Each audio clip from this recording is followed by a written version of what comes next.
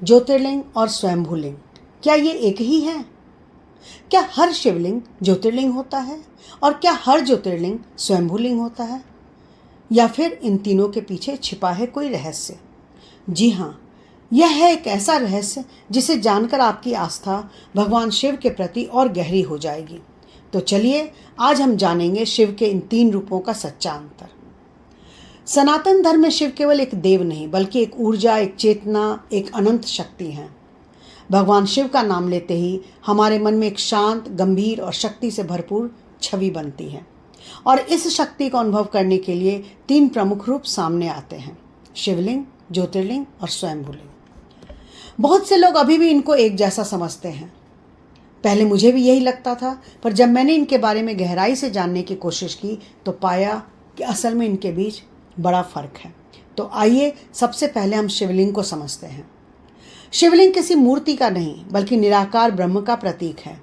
यह बताता है कि परम सत्य का कोई आकार नहीं होता। यह भगवान शिव का प्रतीक स्वरूप है जिसे हम मंदिरों और घरों में स्थापित करते हैं। यह पत्थर, धातु या मिट्टी से बनाया जा सकता है। अधिकतर शिवलिंग काले पत्थर के होते हैं क्योंकि काला रंग ऊर्जा को अवशोषित करता है, जिससे ध्यान गहरा होता है। यह हमारी भक्ति और साधना का माध्यम है। अब आते हैं ज्योतिर्लिंग पर। ज्योति यानी प्रकाश, यह दिव्य ऊर्जा जिसमें स्वयं शिव प्रकट हुए। पुराणों के अनुसार जब ब्रह्मा और विष्णु में श्रेष्ठता का विवाद हुआ तब शिव एक अनंत अग्नि स्तंभ ज्योति के रूप में प्रकट हुए। इसी दिव्य ऊर्जा के 12 विशेष स्थान हैं जिन्हें हम ज्योतिर्लिंग कहते हैं। सोमनाथ मंदिर, जिसे पहला ज्योतिर्लिंग माना जाता है, गुजरात के समुद्र तट पर स्थित है। ऐसा कहा जाता है कि चंद्रदेव को दक्ष प्रजापति ने श्राप दिया, तब चंद्रदेव ने यहाँ तपस्या की। उनकी तपस्या से प्रसन्न होकर भगवान शिव प्रकट हुए और उन्हें श्राप से आंशिक मुक्ति दी। इसी कारण नाम पड़ा सोमनाथ, सोम यानी चंद्रमा के नाथ। दूसरा ज्योतिर्लिंग है मल्लिकार्जुन मंदिर, जो आंध्र प्रदेश के श्रीशैल पर्वत पर स्थित है। ऐसा माना जाता है कि कार्तिकेय किसी बात पर नाराज होकर कैलाश छोड़कर श्रीशैल पर्वत पर चले गए। शिव और पार्वती उन्हें मनाने वहां आए और वहीं वे ज्योतिर्लिंग रूप में स्थापित हो गए। घने जंगल और पहाड़ों के बीच स्थित यह अत्यंत शक्तिशाली आध्यात्मिक स्थल है। तीसरा महाकालेश्वर ज्योतिर्लिंग भारत के मध्य प्रदेश के उज्जैन में स्थित है। महाकाल का अर्थ है काल के भी स्वामी, यानी मृत्यु और समय से परे शिव। ऐसी कथा है कि उज्जैन में एक राक्षस दूषण लोगों को सताता था। भक्तों की पुकार पर भगवान शिव प्रकट हुए। उन्होंने राक्षस का वध किया और महाकाल रूप में यहाँ स्थापित हो गए। इसलिए यह स्थान रक्षा और न्याय के देवता के रूप में प्रसिद्ध है। यही एकमात्र ज्योतिर्लिंग है जो दक्षिण मुखी है। यहाँ की भस्म आरती विश्व प्रसिद्ध है। चौथा ओंकारेश्वर मध्य प्रदेश में नर्मदा नदी के बीच स्थित एक द्वीप पर बना है। इस द्वीप का आकार ओम जैसा माना जाता है, इसलिए इसका नाम पड़ा ओंकारेश्वर। प्राचीन समय में विंध्य पर्वत ने तपस्या करके भगवान शिव को प्रसन्न किया। भगवान शिव प्रकट हुए। उन्होंने यहाँ ज्योतिर्लिंग रूप में निवास किया। पांचवा केदारनाथ मंदिर उत्तराखंड के हिमालय में लगभग 3583 मीटर की ऊंचाई पर स्थित है। यह मंदिर भगवान शिव के केदार रूप को समर्पित है। पौराणिक कथा के अनुसार महाभारत युद्ध के बाद पांडव अपने पापों से मुक्ति चाहते थे। वे भगवान शिव की खोज में आए। भगवान शिव बैल यानी नंदी का रूप लेकर छिप गए। भीम ने उन्हें पकड़ने की कोशिश की, तब शिव भूमि में समा गए, पर उनका कुबड़ यानी पीठ का भाग केदारनाथ में प्रकट हुआ और यही ज्योतिर्लिंग केदारनाथ कहलाया। छठा ज्योतिर्लिंग भीमाशंकर। भीमाशंकर मंदिर महाराष्ट्र के पुणे जिले में सह्याद्री पर्वतों के घने जंगलों के बीच स्थित है। यह स्थान प्रकृति और अध्यात्म का अद्भुत संगम है। प्राचीन समय में भीम नामक राक्षस लोगों को अत्याचार से परेशान कर रहा था, तब भक्तों की रक्षा के लिए शिव ने राक्षस का वध किया और यही ज्योतिर्लिंग रूप में स्थापित हो गए, इसलिए इसका नाम पड़ा भीमाशंकर। अब आइए हम आते हैं 7वें ज्योतिर्लिंग पर। 7वां ज्योतिर्लिंग काशी विश्वनाथ मंदिर उत्तर प्रदेश के वाराणसी में स्थित है। इसे विश्व के नाथ भगवान शिव का निवास माना जाता है। इसका बड़ा पौराणिक महत्व है। काशी को भगवान शिव की सबसे प्रिय नगरी कहा जाता है। मान्यता है कि यहाँ मृत्यु होने पर व्यक्ति को मोक्ष की प्राप्ति होती है और भगवान शिव स्वयं इस नगरी की रक्षा करते हैं। त्रयंबकेश्वर मंदिर भारत के 12 ज्योतिर्लिंगों में 8वें नंबर पर है, जो महाराष्ट्र के नासिक के पास ब्रह्मगिरी पर्वत की तलहटी में स्थित है। त्रयंबक का अर्थ है 3 नेत्रों वाले भगवान शिव। पौराणिक कथा के अनुसार यहाँ महान ऋषि गौतम रहते थे। एक घटना के कारण उन्हें पाप का दोष लगा। मुनि के लिए उन्होंने कठोर तप किया। मुक्ति के लिए भगवान शिव प्रसन्न हुए और यहाँ प्रकट हुए। इस स्थान से गोदावरी नदी का उद्गम माना जाता है। यहाँ का शिवलिंग सामान्य नहीं है। इसमें 3 छोटे लिंग हैं जो ब्रह्मा, विष्णु, महेश के प्रतीक माने जाते हैं। और खास विशेषता यह है कि यहाँ का लिंग हमेशा जल से भरा रहता है।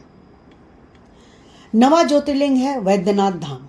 वैद्यनाथ धाम या बाबा धाम झारखंड के देवघर में स्थित है। वैद्यनाथ का अर्थ है रोगों का उपचार करने वाले भगवान शिव। कहते हैं रावण ने भगवान शिव को प्रसन्न करने के लिए कठोर तपस्या की और पूजा में उसने अपने सिर अर्पित करने शुरू कर दिए। शिव प्रसन्न हुए और उसे अमरत्व व शक्ति का वर देने लगे, लेकिन रावण को तो शिवलिंग को लंका ले जाना था, इसलिए उसने उन्हें वहां ले जाने की इच्छा प्रकट की। शिव जी ने भी शर्त ये रखी कि जहाँ भी शिवलिंग भूमि पर रखा जाएगा वह वहीं स्थिर हो जाएगा। देवताओं ने योजना बनाकर रावण को बीच में रोक दिया और शिवलिंग वहीं स्थापित हो गया। नागेश्वर मंदिर जो गुजरात के द्वारका के पास स्थित है 10वां ज्योतिर्लिंग है।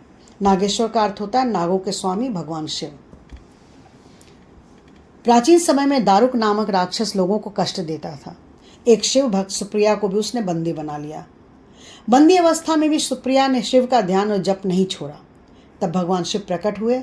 उन्होंने राक्षस का अंत किया और भक्तों की रक्षा के लिए यही ज्योतिर्लिंग रूप में स्थापित हो गए। इस मंदिर परिसर में विशाल शिव प्रतिमा आकर्षण का केंद्र है। रामनाथ स्वामी मंदिर तमिलनाडु के रामेश्वरम द्वीप पर स्थित है। यह स्थान उत्तर के काशी और दक्षिण के रामेश्वरम दोनों को जोड़ने वाला आध्यात्मिक सेतु माना जाता है। ऐसी मान्यता है कि भगवान राम ने लंका जाने से पहले यहाँ भगवान शिव की पूजा की थी। उन्होंने समुद्र तट पर शिवलिंग स्थापित किया था। यह पूजा उन्होंने रावण, जो कि शिव भक्त था, के वध से पहले की, ताकि कोई पाप न लगे। यही शिवलिंग आगे चलकर रामनाथ स्वामी ज्योतिर्लिंग कहलाया। गृहणेश्वर मंदिर। गृहणेश्वर मंदिर भारत के 12 ज्योतिर्लिंगों में अंतिम ज्योतिर्लिंग है। यह महाराष्ट्र के औरंगाबाद, जो अब छत्रपति संभाजी नगर है, के पास एलोरा गुफाओं के निकट स्थित है। एक भक्त महिला कृष्णा भगवान शिव की अत्यंत श्रद्धा से पूजा करती थी। वे रोज शिवलिंग बनाकर उसकी पूजा करती थी और जल में विसर्जित कर देती। एक दिन उनके पुत्र की मृत्यु हो गई, लेकिन उन्होंने अपनी भक्ति नहीं छोड़ी। उनकी अटूट श्रद्धा से प्रसन्न होकर भगवान शिव प्रकट हुए। उन्होंने उनके पुत्र को जीवित किया और वहीं ज्योतिर्लिंग रूप में स्थापित हो गए, इसलिए इसका नाम पड़ा गृहणेश्वर। तो आपने देखा, ये सभी ज्योतिर्लिंग केवल पत्थर नहीं बल्कि ऊर्जा के जीवित केंद्र हैं। इस तरह शिवलिंग और ज्योतिर्लिंग एक जैसे नहीं हैं, लेकिन दोनों एक दूसरे से जुड़े हुए हैं। अंतर समझना आसान है। अगर इसे सरल रूप में देखें तो हर ज्योतिर्लिंग एक शिवलिंग है, लेकिन हर शिवलिंग ज्योतिर्लिंग नहीं होता। और अब हम आते हैं सबसे रहस्यमय रूप की ओर, स्वयंभूलिंग। स्वयंभू यानी जो अपने आप प्रकट हुआ, जिसे किसी मनुष्य ने नहीं बनाया बल्कि प्रकृति या दिव्यता ने स्वयं प्रकट किया। यह हमें याद दिलाता है कि शिव केवल मंदिरों में नहीं, प्रकृति के हर कण में है। वैसे सभी ज्योतिर्लिंग स्वयंभू नहीं माने जाते हैं। सभी स्वयंभू शिवलिंग ज्योतिर्लिंग नहीं होते हैं। भारत में सैकड़ों स्थानों पर स्थानीय रूप से स्वयंभू शिवलिंग की मान्यता है। 64 स्वयंभू शिवलिंग का उल्लेख कई पुराणों और परंपराओं में मिलता है, पर उनकी सूची हर ग्रंथ में अलग अलग है। यहाँ कुछ महत्वपूर्ण स्वयंभू लिंग की जानकारी हम आपको देते हैं। सबसे पहला है अमरनाथ गुफा, बर्फ का स्वयंभू शिवलिंग। अमरनाथ गुफा में हर साल बर्फ से शिवलिंग बनता है और फिर अपने आप विलीन हो जाता है। चंद्रमा के घटने बढ़ने के साथ इसका आकार बदलता है। इसे प्रकृति का अद्भुत चमत्कार माना जाता है। दूसरा है कैलाश पर्वत, जो स्वयं शिव का प्रतीक है। पूरा पर्वत ही शिवलिंग के आकार का माना जाता है। यह भगवान शिव का निवास स्थान माना जाता है। यहाँ आज तक कोई शिखर पर नहीं चढ़ पाया। तीसरा, केदारनाथ मंदिर प्राकृतिक स्वयंभू लिंग माना जाता है। इसे शिवलिंग का प्राकृतिक और अनगढ़ रूप भी कहा जाता है। यह 12 ज्योतिर्लिंगों में शामिल है। चौथा, महाकालेश्वर मंदिर। इसकी विशेषता है कि यह भूमि के भीतर स्थित है। यहाँ की भस्म आरती विश्व प्रसिद्ध है। पांचवा, त्रयंबकेश्वर मंदिर। यहाँ शिवलिंग में 3 मुख ब्रह्मा विष्णु शिव का प्रतीक माना जाता है। इसे भी कई लोग स्वयंभू मानते हैं। लिंगराज मंदिर, यह शिवलिंग स्वयं प्रकट स्वयंभू माना जाता है। यहाँ शिव को हरिहर रूप में पूजा जाता है। बाबा वैद्यनाथ धाम, इसे भी स्वयंभू और ज्योतिर्लिंग दोनों माना जाता है। मान्यता है कि रावण ने यहाँ शिवलिंग स्थापित किया था।